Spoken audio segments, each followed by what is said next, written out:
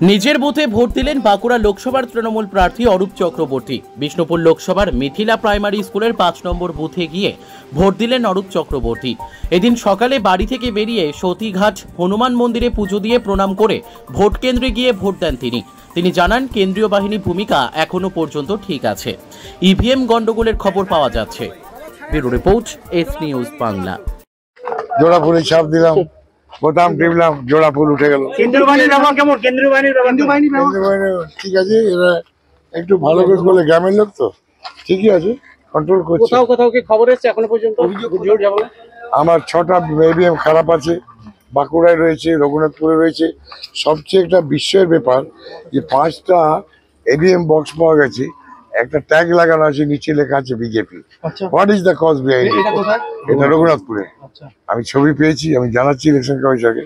এগুলো মনে হয় ফুল টিপলেই পদ্ম ফুল উঠবে, জোড়া ফুল উঠবে না। আইডেন্টিফাই করা হয়েছে।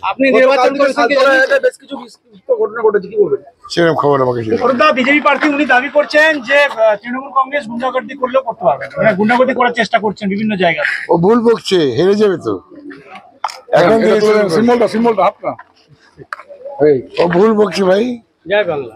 গোলমাল নেই, চুরিটা আমাকে বন্ধ করতে হবে, মেশিনে যাতে করতে না পারে। আমি যাবো, এরিয়ায় বেরোবো।